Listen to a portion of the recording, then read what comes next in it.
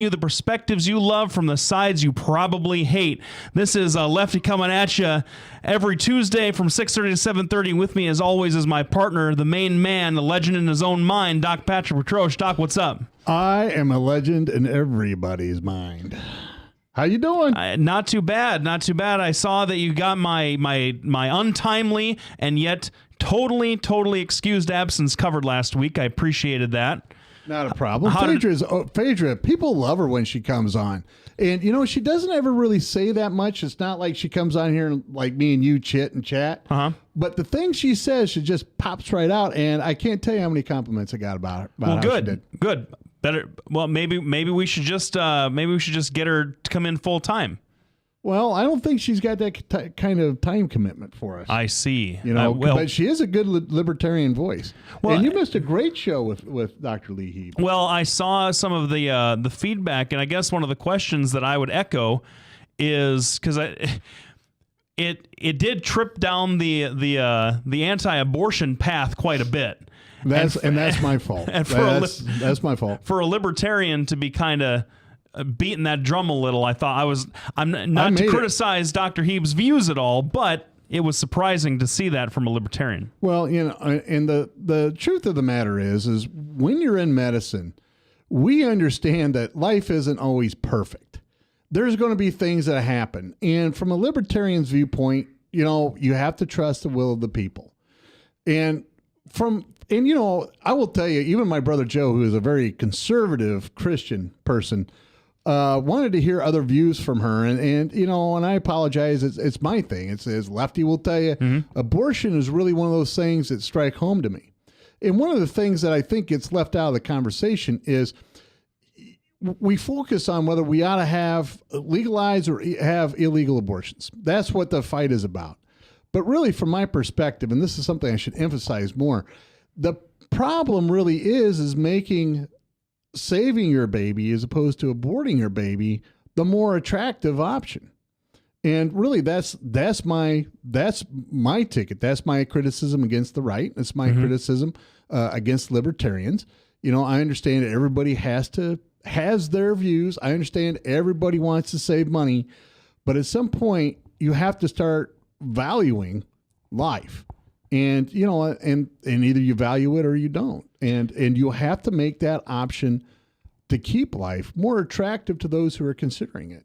Because, you know, honest to goodness, I've been in that spot before with my own son, my first son. And, you know, there was never a doubt in my mind, but my ex-wife, who is a devout Catholic, I mean, I haven't met anybody more of a devout Catholic, who expressed to me one time, yeah, I actually thought about maybe having an abortion because we were so young and things were so, you know, financially unstable. And of course, you know, I'm glad she made the decision she made. But when you're in that spot, you can't understand the fears that go on. So you have to make that much more palatable. Anyway, I apologize to our listeners if I kind of went off the deep end about the anti-abortion rant. Well, no, that's okay. And I guess because you have some things that are on your mind that you want to talk about. But there are a few things that, you know, I was gone last week. I was doing some stuff for my day job that had to absolutely be done. Lefty occasionally works. I do occasionally.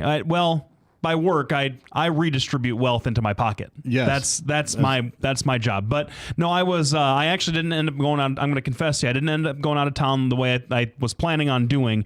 But I took the opportunity to get some things done that had to be done. And if I hadn't, I probably still would be missing this week too. So anyway, I got that stuff out of the way. That's good. But just because I was gone doesn't mean that I don't troll your Facebook page. And speaking of trolling, you should be trolling the Doc and Lefty Facebook page. And you should be liking. You should be liking. Get those likes up, because every like that you get, Doc gets slightly better looking. Absolutely. Slightly better looking. And if for nothing else, if we get to 1,000 likes, I'm going to trim my beard. Hey, there you go. That's some incentive right there. And please, folks, for the sake of my own shattered eyeballs, we should be making Doc better looking. But anyway, no. So I saw something. Go ahead. Speaking of which, one of the dirty, nasty realities of politics today is that you have to look good. Period. And Sam Clovis in the Senate race, in my opinion, is by far the most thoughtful and most studious of anybody in the race. including Bruce Bailey or anybody else. Now, the problem is he's not very, it's not that he's not attractive, it's that he's very rotund. And people, I mean, Chris Christie, I mean, people got at him about that. So I'm on Facebook, and Joni Ernst released her new video, her new ad. Haven't seen it. That basically she says, "Give me a shot," and she's in her shooting stance and the rest of it. And they have this meme that's, the ones that say, the one said Matt Winchell was like this, and he's, shooting this gun, and Joni Ernst was giving herself a high five, and Matt Whitaker was going like, "Oh man." And then at the bottom, it had Jabba the Hutt as Sam Clovis. And I'm looking at this, and this is a meme off of one of my conservative friends.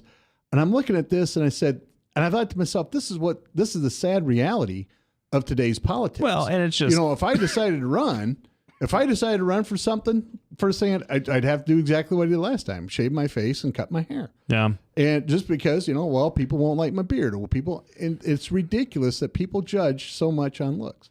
It's the thing that's been keeping both of us down, and that is the last great prejudice in this country is ugly people. Yes, and it's the most discriminated group in America.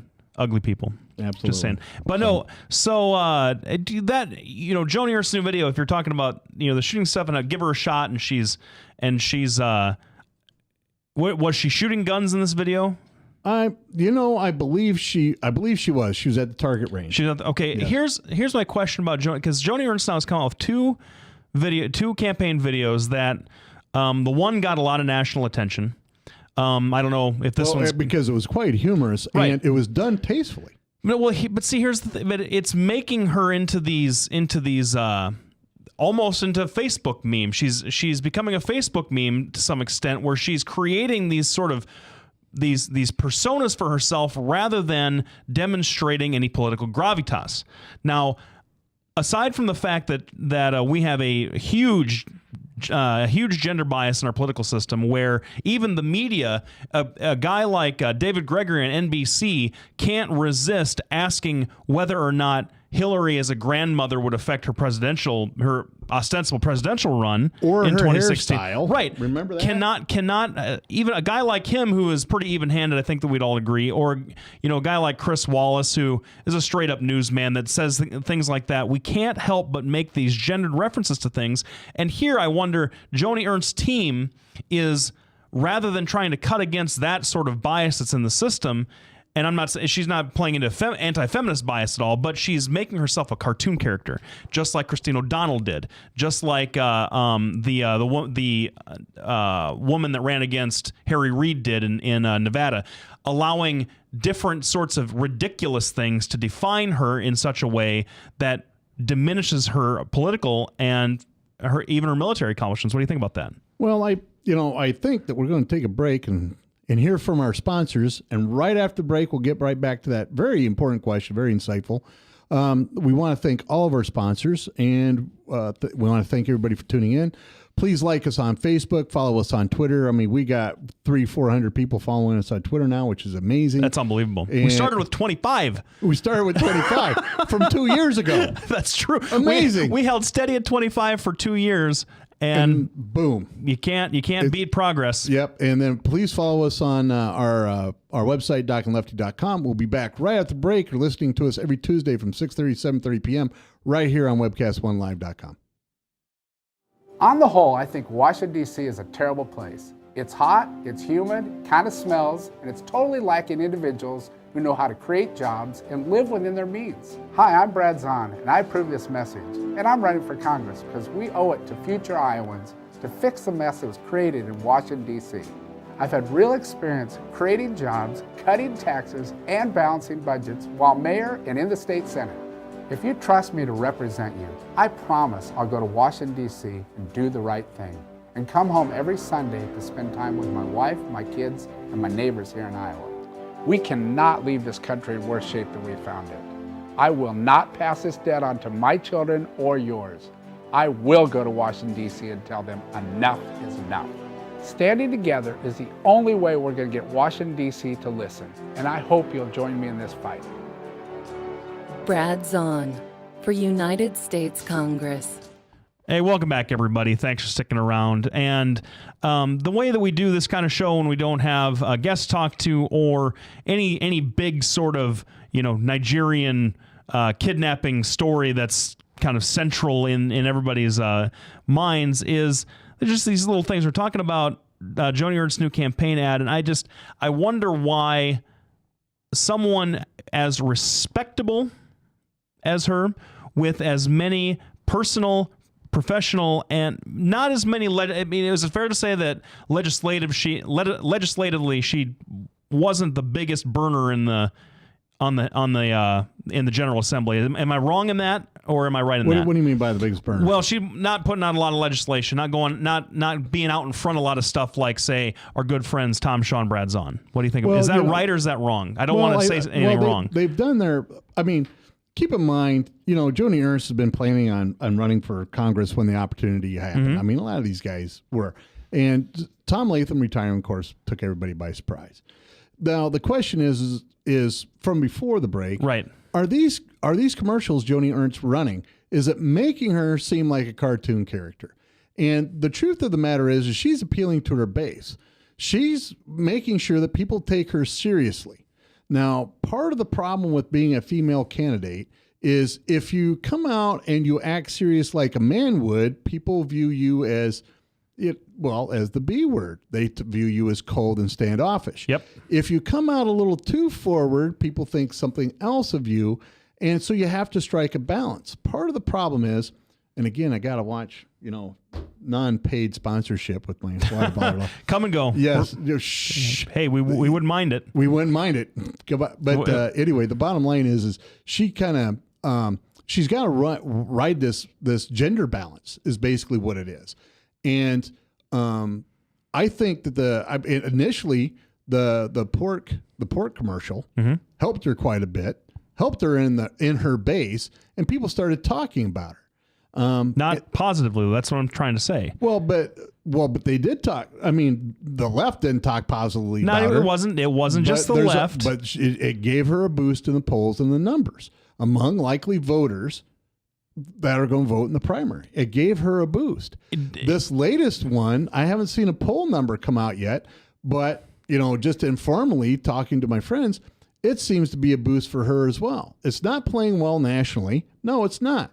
It's not playing well among the lefties. It's not. But among those people most likely to vote in the primary, I think it's helping her.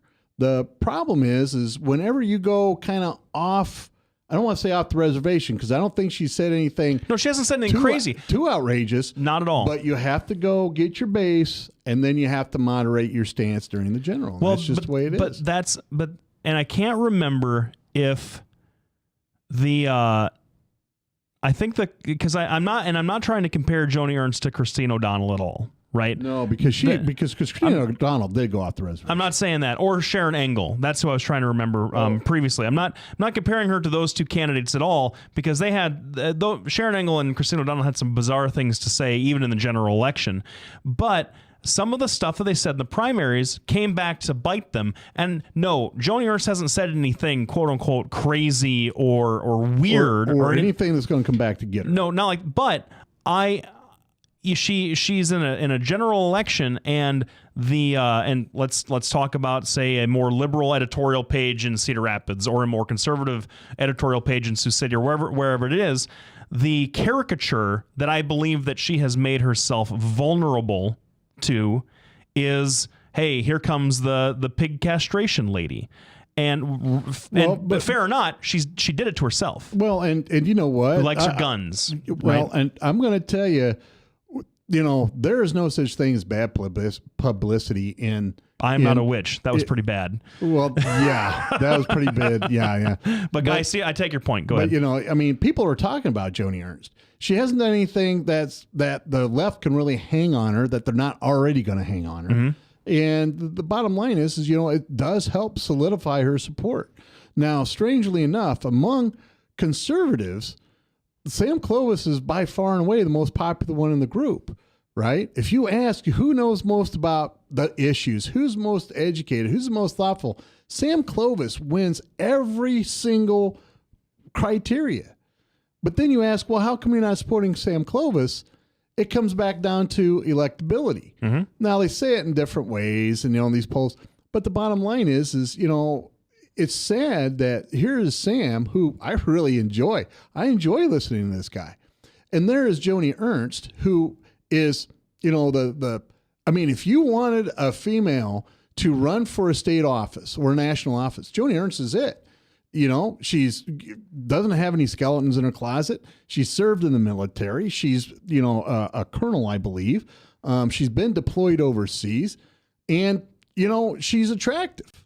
So what else is going on here, right? And then you have Matt Whitaker, who in a debate can be let's face it, when you're in debate, the physical presence that you have. Well, there's Matt Whitaker, who has this physical presence, but for whatever reason, you can't really get any traction going.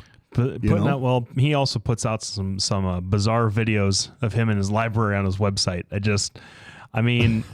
Did you read the religious tolerance one that was all about making sure that everyone was tolerant of Christianity? That's it.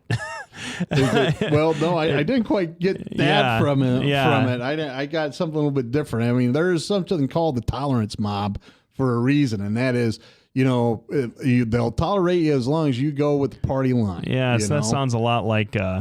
Never mind. Anyway, we don't, because I didn't want to get into that, but there's something else on that you put up that I want to talk to you about, because I can't comment on Facebook stuff anymore because 9,000 other people hop in and it devolves into this discussion that is completely off of what we're trying to talk about. So you and me, we're going to talk about some stuff.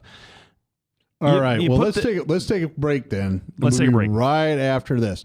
We want to thank Des Moines Anesthesia for sponsoring us for the next 3 months. That's awful generous of them. Yes. Oh yeah, you can't beat that. And they're a great group of physicians. They do a lot of pain management. There's their number, 263-5316. When you're looking it up, it's Des Moines Anesthesia PC. They have offices here in Des Moines and in Fort Dodge. I believe they work within the Unity Point medical circle. And these guys have years and years of experience, plus are well-rounded individuals. I just want to say briefly, Polk County GOP has their Rob Kelly dinner coming up on the 20th. Please go out there and visit their sponsorship. We also want to say thanks to Halo Capital for all their assistance, as well as my firm, Bertrosian Associates, and Blake's firm, Lubinas Law Firm.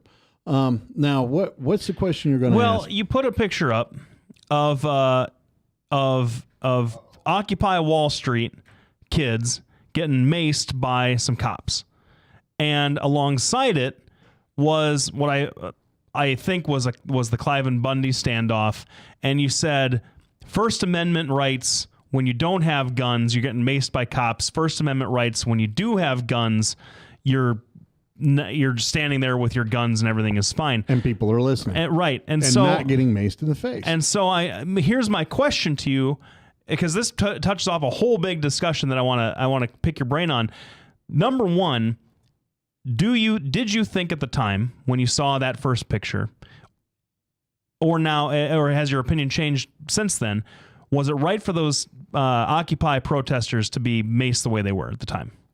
Well, do you remember how you felt? Or yeah, and I'm going to freely admit these. Everybody compares. First of all, I'm going to say everybody compares the Occupy movement to the Tea Party. There's absolutely no comparison. They all do it. Two, these people had occupied. I believe this picture was taken in New York. Mm-hmm. And my friend Tommy O that calls in once in a while. Right. I will tell you, he sent me pictures of what this place looked like and how big this area was. Mm-hmm. And how, if you had 500 people in this area, you completely blocked downtown. Mm-hmm. And they did it for months. And finally, at the end, I believe the mayor said, "You guys got to go. You guys have overstayed your welcome. We understand what you're doing, but you're disrupting everything. You can't go out and continue to disrupt." Plus, they did have their permits to protest, but they had exceeded their permit limit, and they've also exceeded the area where they were allowed to protest. This is actually in the middle of the street. This is actually taking over Central Park so that nobody else could use it. and the police came along and moved them. And, that was, I believe, within the purview of what the government is allowed to do if you're not following what the rules are supposed to be. Now, the difference is with Clive and Bundy, one, these people would then go down there and occupy BLM lands for a period of 5 to 6 months. So it's the time frame that you're more concerned about. He just used it for free for over 20 years. So well, no, it doesn't have anything to do with the time frame. It has to do with the basically the BLM showing up with armored Humvees and up armored MRAPs with cannons and machine guns, threatening this farmer. And they didn't use force against him, though. What? They didn't use force against him, though. But they were threatening to use force. But the bottom line the is... cops in New York used force, though, and you think that's okay, but you don't think that the non-use of force against Clive and Bundy is okay. This is what I'm trying to get... No. This doesn't have anything to do with the use of force being okay. Then why'd you compare What I'm the two? doing is saying, listen, these people in New York didn't utilize their Second Amendment rights, couldn't utilize their Second Amendment rights because they're in New York City with very restrictive gun laws. And there we are with Clive and Bundy doing what we've always done as Americans, and that is stand up to oppression. What is the comparison that you're trying to... Should the Occupy people have had guns on them, and would you have thought that having guns on them when you just said they had overstayed their welcome and it was within the government's right to purview to move them, would it have been okay for those folks to draw weapons and say, we're not moving anywhere? Well, but the Clive and Bundy people didn't draw weapons. Yes, they did. They didn't. When they walked up there, they didn't have their weapons out at all. They had snipers covering all the overpasses. I showed you those pictures. They absolutely drew weapons on federal law enforcement. After BLM started deploying their snipers up on the ridge. They didn't. They did. That's completely untrue. That is not completely untrue. It's completely untrue. No. So yeah, it is. So no, you're changing what actually happened. What actually happened is the BLM showed up and stole the cattle, and then when Clive and Bundy started to respond, they showed up with arms and weapons with snipers on the ridge lines. They did. That's what happened. Really, that's really not what happened at all. Because that's how come these other snipers showed up over the thing. No, that is what happened. That's really not what. No, that is absolutely what happened. No, it really isn't. Your question is do I believe people have the right to bear arms in order to protect their freedom of First Amendment rights? Yes, I do. So if Occupy was armed, then you would be okay with them still being there. If they had been armed, being armed and being occupying New York City for a year are two different issues. They're two completely separate issues. Okay, so I'm just pointing out that when you have a police state like we're starting to develop here in the U.S., you have to be able to resist somehow. And Occupy, you know what? I'm all for an Occupy movement. I don't agree with what they do, but they have the right to go out and protest. Mm-hmm. But you're talking about people that are protesting against corporations holding up iPods, holding up their iPhone. And who makes it? And you're talking about a guy. You're talking about a guy in Nevada that protests against government regulation that's using government land for free. He's a welfare farmer. He's not using the government land for free. He's paying the. He hasn't paid any of the fees. But he's willing to pay it to Arizona or Nevada. That's the whole dispute's about. So you don't think? Hold on. So what do you think about the picture then? The picture, I think that you were trying to compare two things that aren't comparable, and you're conflating once again, like you always do, whatever you think the legitimate protection of the First Amendment is. It's certainly not with guns. That's not how we do things in this country. That's what this first. The First Amendment without the Second Amendment can be easily usurped, and all you have to do is look at socialist countries. The idea that we protect our rights with threats of force and violence against the government. And you call that American? We have a political process for a reason. How do you think the Revolutionary War started? How do you think that started? It didn't start with people going like, "Hey, I don't think that's right." It started with people with muskets. Yeah, have we had another revolution since then? It's because we have a stable political process. You know what Clive and Bundy should have done? Rather than call his buddies in from the militias around his state who came in and covered federal law enforcement with guns. I swear to God, Pat, this is what makes me so frustrated about this whole thing. If you were in your home and you and a sheriff came to serve a warrant on you and you pulled a gun on that sheriff and he shot you, he would be completely justified under the laws of this state. Well, that's exactly, and you would call that tyranny under your Clive Bundy analysis. Well, hold on. Those are two completely They're different not. things. That nobody showed up to serve him. Yes, they did. They showed up and no, stole his cattle. That's what started the whole thing. They were serving an execution, and they were using the cattle to satisfy it. And his son beat that guy up. That's what started the whole thing. So Seriously. you're saying that, that the Second Amendment is not for protection of anything. It's not for the protection of the rest of your rights. What you're saying is the First Amendment can stand on its own without the force, without the backup of physical force. You know what, and Clive? that is untrue. We have a judicial we see process. it over and over across the world where when you have the inability to back up with force your rights, they are taken from you. We have a judicial process. It's going on in Ukraine right now, and in fact, everybody over there, the Poles are getting all up in arms because they are looking at a process that we're engaging in right now here in the U.S. We have a judicial process. We have a legislative process. We have an executive branch. All three of those things are designed to keep stuff like what happened in Clive and Bundy, Nevada, from happening anywhere else in this country. You know what they did? They usurped the United States Constitution. They bent it into some twisted, malformed shape that has no resemblance to what your founding fathers and my founding fathers fought and bled for. Well, that's exactly what happened. The Second Amendment is exactly what allowed our founding fathers to fight for us. You're telling me that our founding fathers said, well, geez, we're going to throw in the right to bear arms just for kicks and giggles. Well, that isn't what it was for. No, it was to have to protect the people. The power of the people shall remain supreme. Then let's throw out the courts. We'll throw out the courts. We'll throw out the government. We'll throw out the government. We'll throw out everybody. Well, again, we get back because to might makes right under your analysis. Well, because now you're conflating. Because that's exactly what the government says. Might makes right. When the government is able to sit there and enforce their laws with weapons that are unjust, it is up to the people to resist that. That's the bottom line. That's what the Second Amendment is for. We're going to be right back after this break because we've gone long. All right. So we'll be back right after. We're going to hit the congressional race next. Thanks everybody for tuning in. I'm not sure who's going to have the black eye after this break. We'll be back right after this. From the RE/MAX Real Estate Concept Studios, this is Webcast One Live. Get away from us, you mean old credit card. We don't have any more money. We're in trouble now. Save us! Help! Somebody save us! Somebody help! Help! Save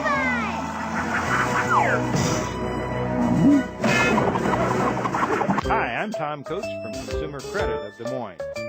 If your credit card's a little too animated, give us a call. Hooray! We're saved! Consumer Credit! You're our hero!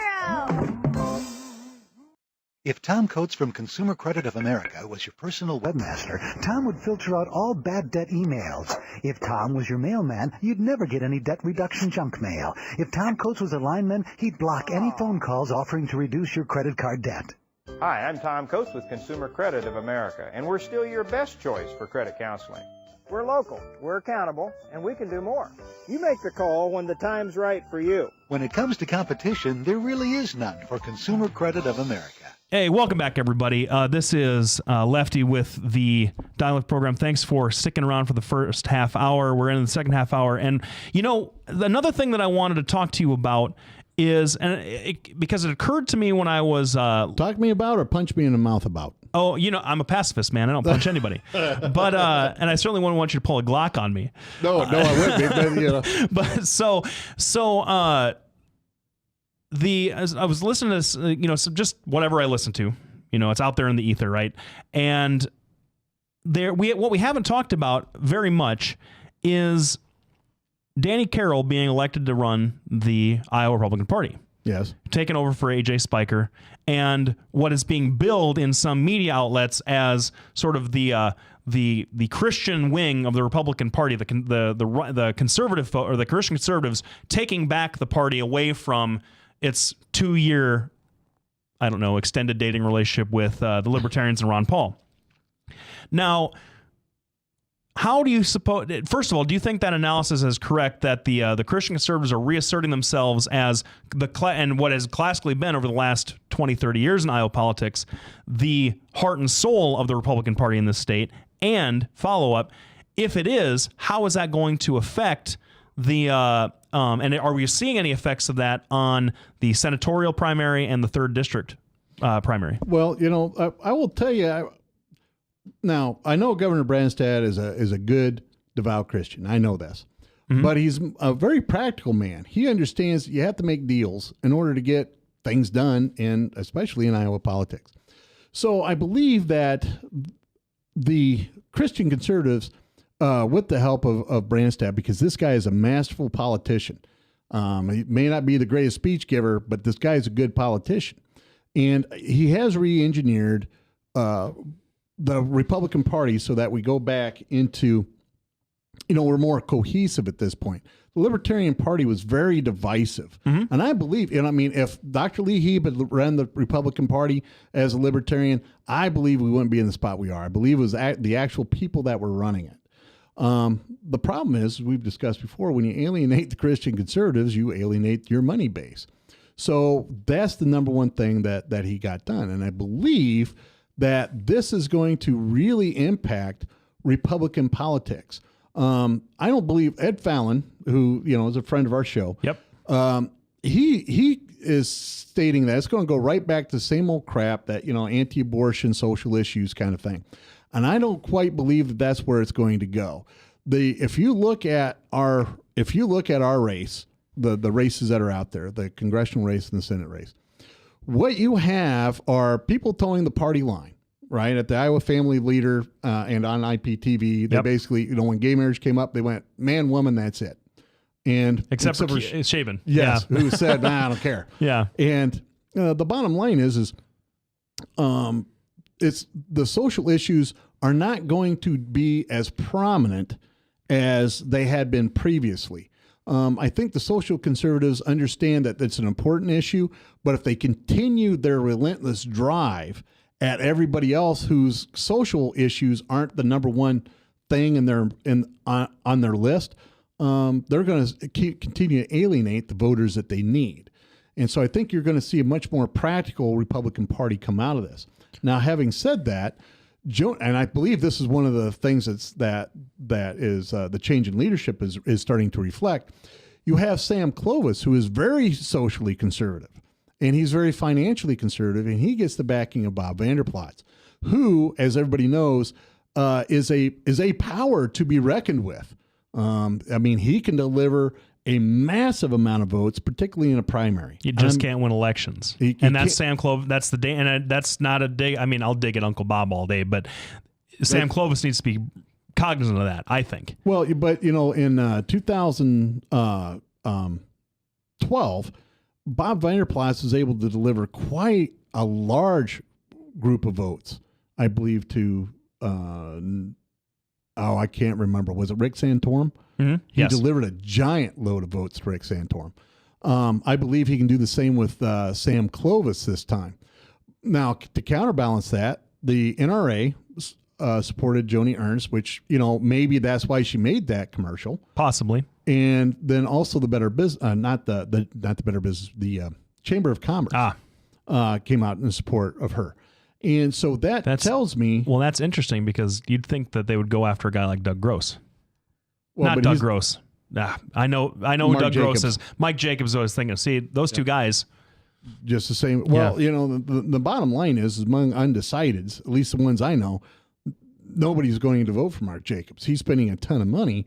But, and I was talking to my sister-in-law this weekend who heard him talk. Mm-hmm. And Mark Jacobs, his big plan for his healthcare reform is to do it on the backs of the providers. In other words, people that are already making the brunt of the sacrifice. Mm-hmm. Well, that's not going to play in any conservative venue, particularly one that has physicians in it. So I think Mark Jacobs is done, and it's really down to Joni Ernst, which I believe has a fairly strong lead, Matt Whitaker, and Sam Clovis. Now, among hardcore conservatives, Sam Clovis wins far and away.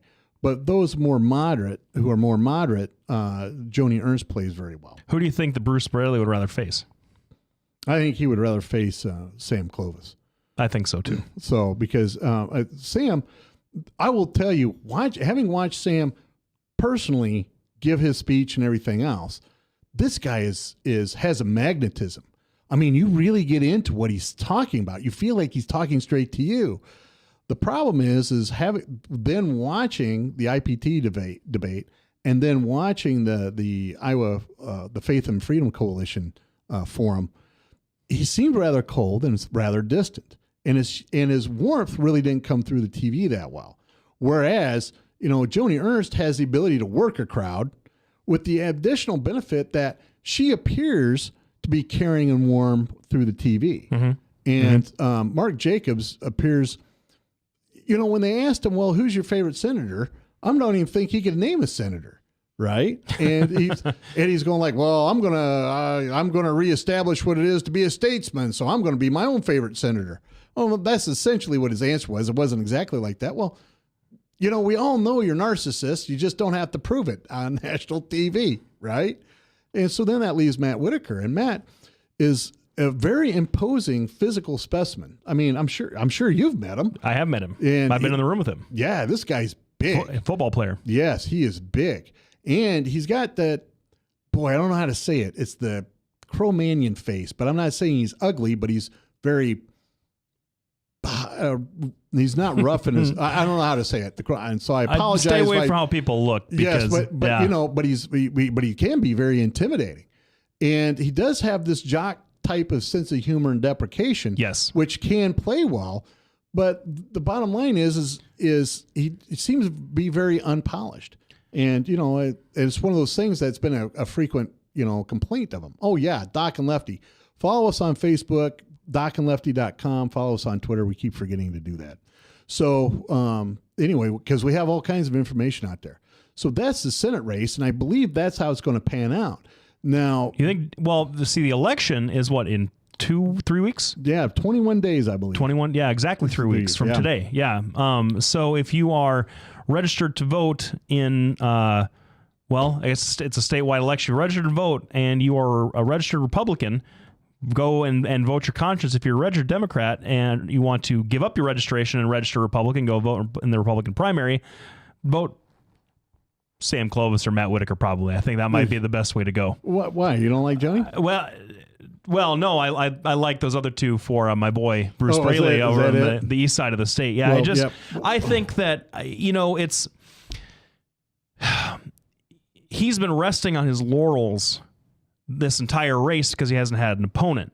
The one thing that you do like from primaries, that the old saw in politics is that primaries or caucuses or whatever can sharpen your message and make you a better candidate for any general election that you have to do.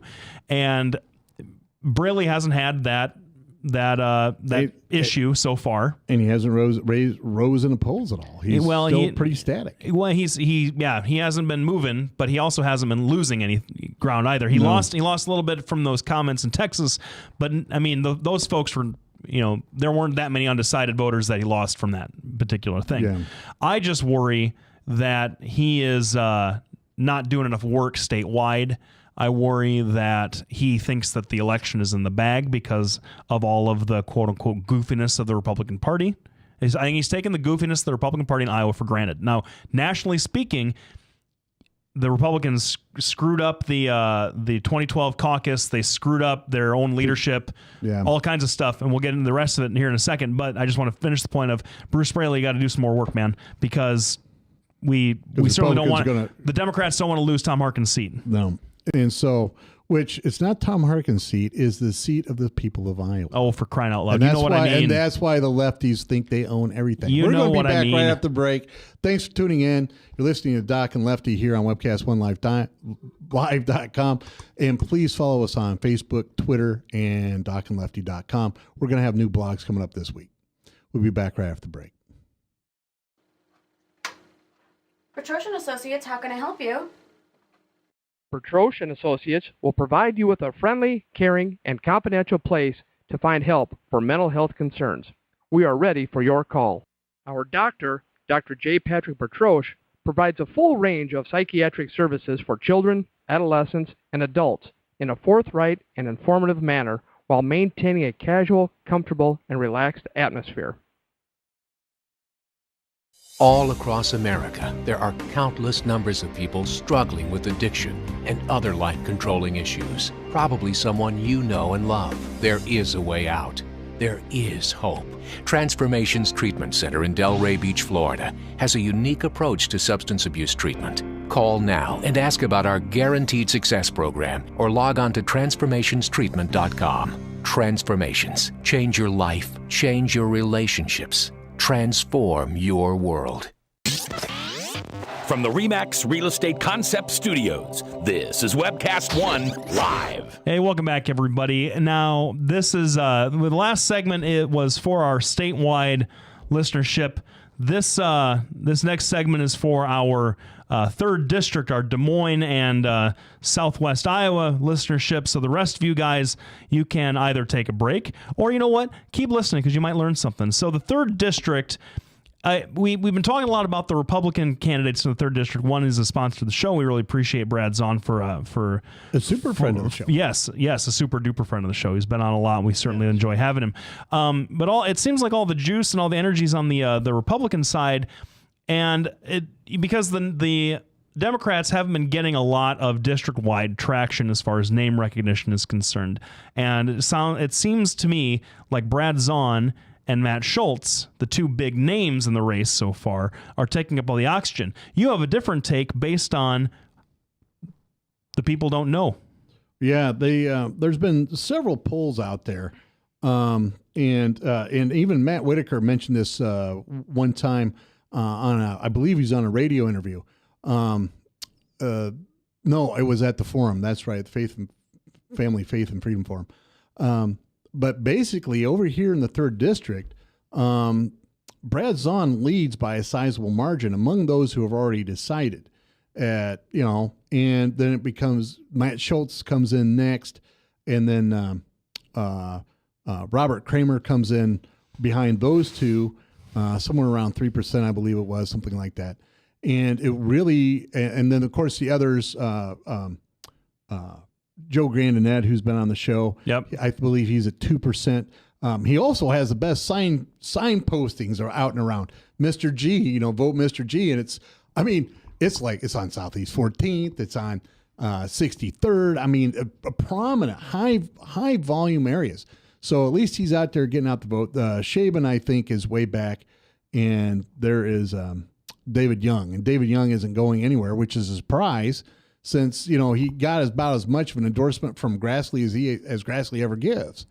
So, he's not going anywhere. The problem with all this is if you look at all the polling data about who is a decided and who isn't, 70% are undecided. The people that I talk to that have done a couple of these polls point to people really like Brad Zahn, but they're afraid the Democrats are going to come after him again like they did the last time. And for me, it's old news. It's over. It's done. And, I believe that's the approach you have to take. At what point do you sit there and say, well, hold on, this is really old news. This stuff is at least 10 years old at this point, or more than that at this point. And he's married to a wonderful woman. And at what point are you going to say, hey, listen, this guy really does represent, conservative beliefs. You also have Matt Schultz, who there for a bit was starting to charge. And then not only did he let Gibbons sit around for 6 months collecting a check, right? And Schultz actually had to tell him, listen, you actually got to show up occasionally. That isn't the only one he did that for. So now people are stopped in their tracks. The Schultz train stopped with this. People stopped in their tracks and they went, oh, hold on. If he's doing that with our state money, right, what's he going to do when he's in Washington, D.C.? And that's led an opening for Kramer. Now, from the polls that I have seen that are done independently, people are jumping ship from Matt Schultz to Robert Kramer. That's the flow that I'm getting at this point. Now, the problem is you still we went from like 71% undecided down to 68% undecided. So it's going to be interesting to see who can get the endorsements. There hasn't been a lot of endorsing going on in the 3rd district. You have Robert Kramer, who's got a ton of money, and he got an endorsement from Steve Dace, which is big. But a lot of people, when we've talked about this before, a lot of times an endorsement will alienate the person that you endorse. Just like Mark, the registered endorsed Mark Reese, who was doing pretty good, And that almost killed his campaign, And Ed Fallon said, having a register endorse you can be the kiss of death. I don't believe this is a kiss of death for Robert Kramer, but, it's going to make a lot of the fiscal conservatives stop and take a look. Well, I guess, I would say just to kind of my dime store look at the 3rd district from kind of what you're saying is that, if Brad Zahn is the prohibitive front runner, and we love you, Brad, we really do, and maybe this is a function of how you have to play politics in the 3rd district to win a Republican primary, but he hasn't come out with anything that's particularly new. He's hitting a lot of the same notes that all Republicans around the country hit when it comes to Obamacare, Second Amendment stuff. He's just kind of hitting those same old notes, and that could be an issue going forward for him. Matt Schultz, aside from having guys collecting checks for not working, I think the newest report it turned up that he found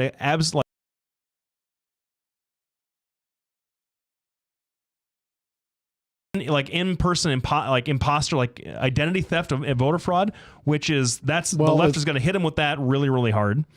And so it just, and but that number, it's zero. It's not zero. It's 234. And people showing up and pretending to be other people has been zero. And that's the kind of voter fraud that his ID program was meant to stop. That's what I'm talking about. So the two big guys. All I'm trying to say is the two big guys have some issues, some juicy tidbits for a liberal candidate or a Democratic candidate to go after, and there isn't really much in the way of wind blowing from the Democratic side. The other thing is the two people that I believe are running for the congressional race in the 3rd district, I believe, are Stacey Apple. Yes. And that De La Cerda fella. You haven't heard hiding her hair from either one of them. That's what I'm talking about. You don't hear anything. We've invited them to come on the show. I'm Facebook friends with Stacey, or at least it used to be. And, I've invited her on the show and she won't show up. And Steve Davis and I were talking about this. No liberals show up anywhere. They do it all through social media and email mass marketing. I can't tell you how many junk emails I get, saying, the Koch brothers are at it again, or we have to stop the GOP. But the same junk mail that I use for the Republican, schmutt, it says, help us win. Help do this. Help do that. And it's much different flavor. It's much more negative, the mail I get from the Democrats. Is that right? Yeah. That's not my experience. Well, you see, and we should do a show. We should do a All right, we'll do that. We're going to be back right after this break. We want to thank all of our sponsors. You catch us here every Tuesday from 6:30 to 7:30 p.m. on webcast1live.com. Please follow us on Facebook and Twitter. Please like our Facebook page. And we're going to have new blogs on our website, docandlefty.com. We'll be back right after the break. On the whole, I think Washington, D.C. is a terrible place. It's hot, it's humid, kind of smells, and it's totally lacking individuals who know how to create jobs.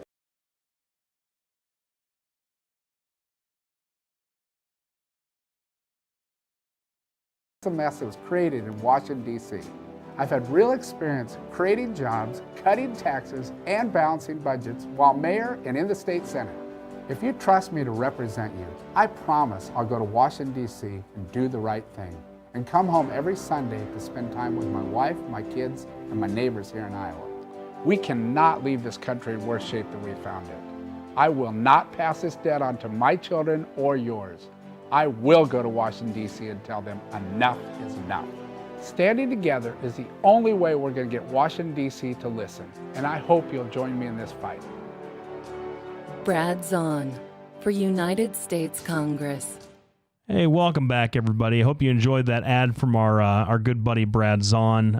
Certainly check our good gun-toting buddy. Well, Brad that's Zahn. how I was going to bring that up. You got an elected member of the legislature coming out in an interview talking about how from time to time the register of he carries a firearm when he's doing the people's work at the Capitol. Doc, what do you think about this? Amen, brother. Keep packing heat. I'm going to tell you, if having been out on the campaign trail, I have been threatened. My life has been threatened firsthand a lot out on the campaign trail. I have personally witnessed threats against the candidates, right, when we were running. There are a lot of loons out there. And I'm not saying they're all lefties. I'm saying there's a lot of loons. And when you're out in the public eye, and particularly if you take some controversial stances like Brad Zahn does, because he is a maverick, I mean, he does his own thing, you're going to generate a lot of people wanting to hurt you. And, he carries a 9mm Taurus. We can debate whether it should be a Glock or an XDM, but the bottom line is at least he's carrying. Well, and he's utilizing his Second Amendment rights. I'm going to step in there once again. Anyway, I'm going to step in because he wasn't on the campaign trail. He was in his office. So there aren't a lot of loons in Brad Zahn's office, I would assume. But there have been times when these people get accosted by people. Now, you might think the Capitol is safe, but if you know anything about the Capitol, if you've ever been there, the security area is great. That's fairly safe. But the bottom line is there's a lot of other ways to get into the chambers that you could very easily circumvent. You don't even have to be motivated. You just have to try different doors. I believe the quote in the register was that he sometimes had it with him at night when he was working late in his office. Once again, whether or not you have the merits of what he's trying to say, that's not what I'm here to litigate. What I'm here to mention is that there's a rule. There's a rule. You should do that in the privacy of your own home. There's a rule against carrying firearms in the Capitol building unless you are a person who is permitted to do so. And it's a rule that has been in place for an awfully long time, and I'm sure gets re-ratified with every new legislature, with every new assembly. And I'm curious to know, an administrative rule, and I'm curious to know when we started just kind of saying, you know what, listen, I don't agree with this particular rule for some reason or whatever. Therefore, I don't feel like, well, scratch that, because he's come out and he's not really said that he's I don't know what kind of consequences he's facing or anything like that. But you encourage him to keep doing this, breaking a clearly defined rule that has been set up for him. And I wonder if you'd be as sympathetic with people who have a conscientious objection to other things. For example, the folks out there that think that marijuana should be legalized, right? Who get caught with a small amount of marijuana. Now, I know your personal views on this, but should they, what I tell my clients if they're caught with a little bit of marijuana on them, I say, man, hey, can you just chill? It'll probably be legal in a few years, but it's still illegal now, so we got to plead you to something. You have a consequence. I mean, you preach consequences and personal responsibility all the time. Now, specifically, the rule was changed in 2002. And the quickest way to go look at this is the IowaRepublican.com. And, of course, they're not sponsors of the show, but this really has what you need. I got done writing my blog today over this. I'd spent a lot of time and sent an intern down there to research this. I get back, it's all on the Iowa Republican. I'm like, rats, could have saved myself a lot of time. Anyway, basically what happened is after 9/11, they changed the rules that, no member up until apparently this rule, anybody could walk into the Capitol strapped. But they said, well, we're going to change this rule and it's going to include the general public. However, it will not include government employees, legislators, or their employees. That's what this rule says. It's clear as a bell is what it said. And later on, this lady named Ditmore clarified again, this doesn't apply to the legislators. Now, Mike Marshall has said, well, the Senate, we kind of have our own rules. And the rule is that you don't bring a weapon into the chamber. Now, Brad Zahn clearly said, I didn't know that was a rule. I'm going to ask for a clarification. And until I get the clarification, I'm not going to bring my weapon. Joni Ernst was bringing her weapon, and at which point somebody found out, and they said, well, yeah, by rule, you can't do that. Well, that's a senatorial rule, but not the law, right? No one's talking about throwing him into jail over it. Well, no, but people are making a big deal over this. I think it's kind of silly. Well, but you haven't been when you're in your office at night and you've had threats against you and you have a crazy lady showing up, threatening you, which has happened a time or two, or a crazy man too, you know, you get to feeling pretty insecure. Now, my blog goes over this because this is the very issue we went over today. If you look at the Gabby Gifford shooting, which is a tragedy all the way around, 18 people shot, six or eight dead. Here's what happened. Jared Loeffner opened fire, and he continued to fire, standing over his victims, firing into the crowd randomly. Somebody far away started to respond with a weapon. He muffed his switch out, right? And then I believe it was a Marine colonel or an Army colonel then tackled him and hit him in the head and got him subdued. Here's the trick. You can get your gun out in the space of 2 shots. And if somebody there had had a weapon, there's a very good possibility there wouldn't have been 6 dead. There's a possibility there would have been no dead. And so for me, I think, you know, these cops at the Capitol, don't get me wrong, they're brave individuals. They do a good job, but they can't be everywhere. They just can't. And if you're a person that takes controversial stances, which anymore means anything that the register doesn't agree with, then you get a lot of crazy people coming after you. And I believe it's their right to be able to defend themselves as they see fit. And I believe it's a Second Amendment issue. I just think that it must be really exhausting. Must be really exhausting to see threats and danger around every corner and every shadow. You know my practice pretty well at this point. Yeah. You know that I got a lot of people that know my name and don't like me very much because of some of the stuff that I have to do. And I've had a couple of guys show up at the office, angry, very angry, and sit down across the desk from me, blocking my exit out in case I'm telling you, not one. And we sat and we talked it out, and I calmed them down, or they calmed themselves down by talking to me. And I just wonder, and I don't want to get into another big kumbaya or gun-toting argument about this, but I just sort of wonder how many of these things that end tragically are escalated by people who refuse to talk to each other and instead pull a gun. That's kind of my last thought on this because we're running out of time. That's true. Now I want to do a special shout out to my special girl Katya, who's up late tonight past her bedtime watching her Uncle Pat, and just want to say hi. And then of course I forgot to read this text real quick from earlier. It isn't a question whether Bundy or the occupiers were correct. Look at Myanmar and the slaughter of unarmed civilians, including Buddhist monks, by an armed police state. We're not Myanmar. Well, and that's true, but I mean, that's what this person says. We're going to be back next week. We're hoping to have a guest on. Brad said he might be able to come on. If not, we'll try to get Joe Grandinette, who's always a fun and exciting person to have on. Good deal. Got anything coming up this week? Nope. All right. Thanks, everybody, for tuning in. We'll see you all here next week. Bye.